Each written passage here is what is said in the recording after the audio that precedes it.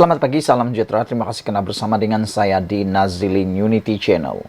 Beberapa hari kebelakangan ini orang sibuk bertanya kepada saya, setakat mana Najib boleh dibebaskan melalui pengampunan diraja. Karena baru-baru ini Najib Tun Razak telah pun kalah lagi dengan 4-1 di Mahkamah Persekutuan. Apabila mereka dengan 4-1, hakim mengatakan permohonan semakan keputusan kes Rayon Najib di Mahkamah Persekutuan tidak diterima dan ditolak. Oleh sebab itulah, ramai penyokong-penyokong Najib yang mengatakan bahawa adakah unsur-unsur politik mengikut mereka.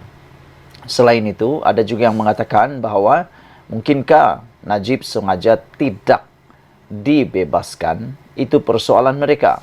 Namun persoalan paling besar yang kita nak ulas pada pagi ini ialah apa keputusan pengampunan diraja Najib? Adakah Najib akan dapat pengampunan daripada yang di Pertuan Agong sebelum yang di Pertuan Agong bertukar atau diganti untuk penggal dan sesi kali ini?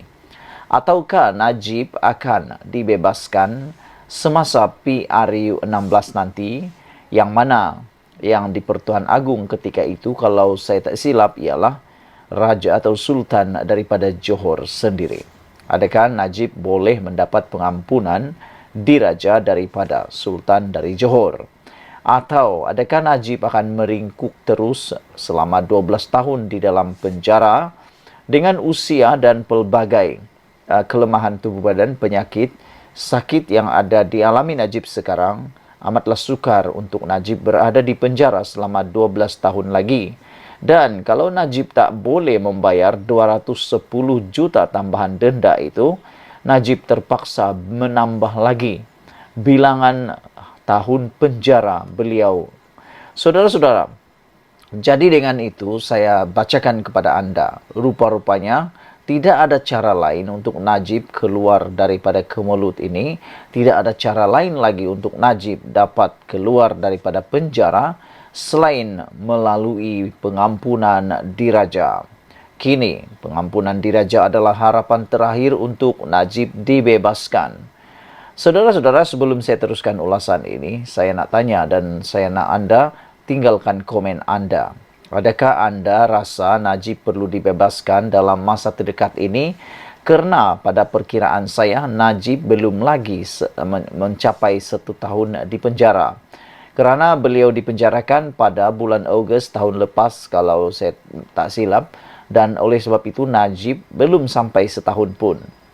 Pada pendapat saya, Najib perlu dipenjara sekurang-kurangnya 5 tahun, barulah boleh diberikan pengampunan diraja. Itu pun bergantung pada keadaan. Mahkamah Persekutuan menolak permohonan Datuk Seri Najib Tun Razak untuk menyemak sabitan hukumannya dalam kes SRC Internasional. Di dalam proses Najib mendapatkan pengampunan atau mau mendapatkan keadilan sebelum beliau dibicarakan, anda masih ingat lagi Najib pernah mengangkat sumpah laknat bahawa sekiranya aku berdusta, kata Najib dalam sumpah laknat tersebut, sekiranya aku berdusta di atas sumpahku ini, maka ya Allah, halal laknatmu ke atas diriku.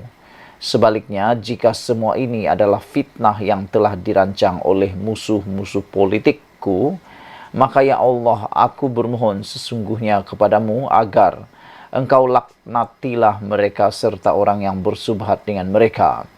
Itu adalah sumpah laknat Najib Tun Razak.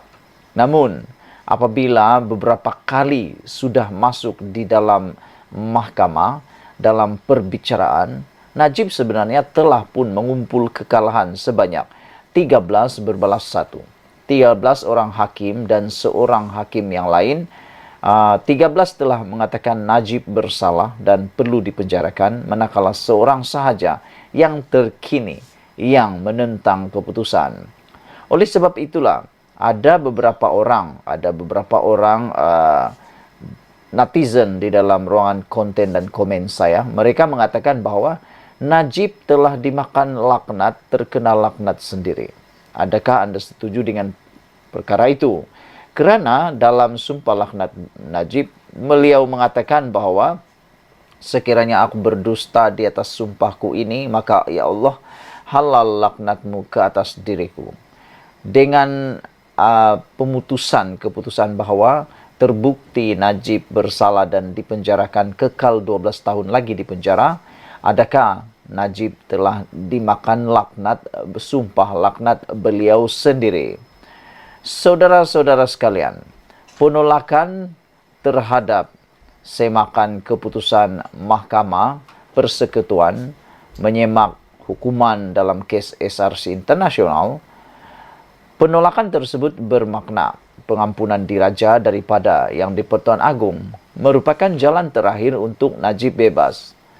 Najib telah memfailkan permohonan pengampunan diraja atas sabitannya dalam kes SRC Internasional pada 2 September 2022.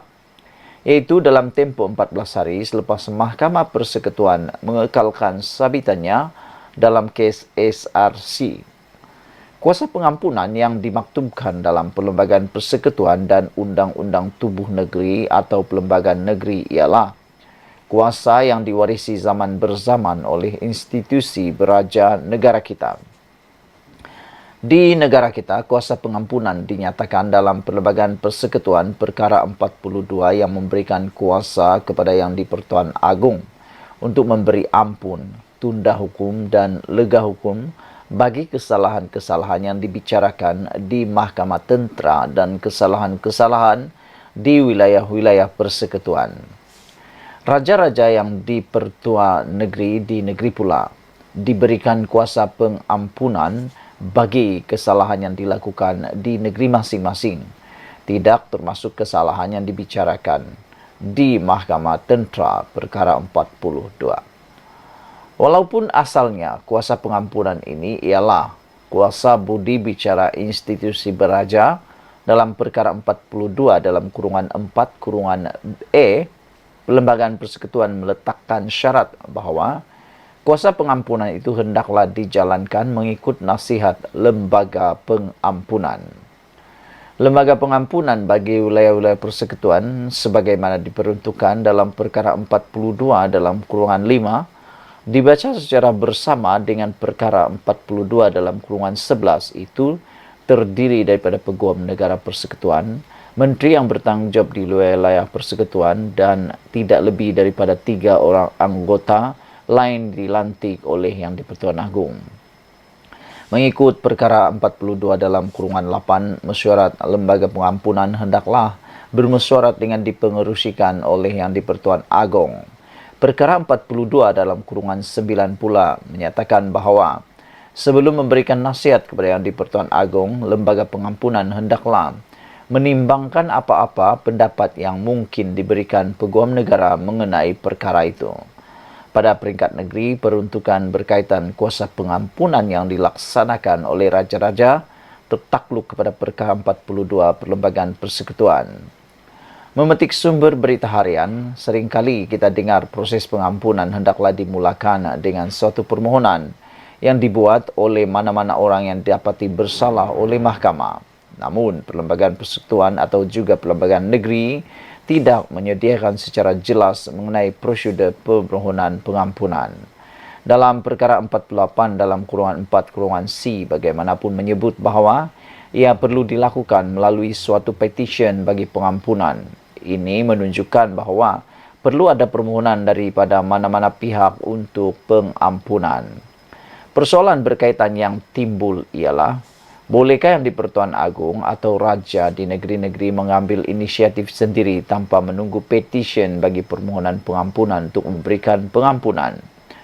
Mungkin perkara ini tidak dikenali atau tidak diamalkan di negara kita. Namun sekiranya dirujuk kepada sejarah kewujudan kuasa pengampunan dan institusi dalam institusi beraja, yang mungkin dapat dilaksanakan dengan inisiatif Yang di-Pertuan Agong atau Sultan di negeri-negeri.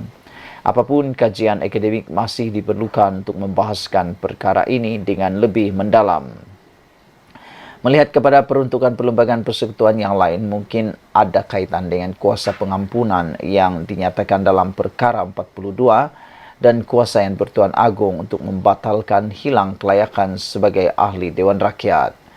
Perkara berkaitan hilang kelayakan seseorang itu untuk bertanding sebagai seorang calon bagi Dewan Rakyat pada peringkat persekutuan dinyatakan dalam perkara 48 Perlembagaan Persekutuan. Antara lain pada perkara 48 dalam kurungan 1 kurungan I, seseorang itu hilang kelayakan selepas disabitkan atas suatu kesalahan oleh sesuatu mahkamah di persekutuan dan dihukum dengan pemenjaraan selama tempo tidak kurang daripada 1 tahun atau denda tidak kurang Rm2.000 dan dia tidak mendapat pengampunan bebas.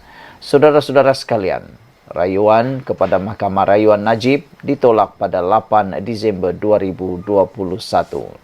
Najib mula menjalani hukuman penjara 12 tahun pada 23 Ogos sejurus selepas Mahkamah Persekutuan menolak rayuan terakhirnya. Kini, pengampunan diraja merupakan satu-satunya jalan terakhir untuk bosku Najib bebas. Kita jumpa lagi, share video ini, kita jumpa lagi, bye-bye.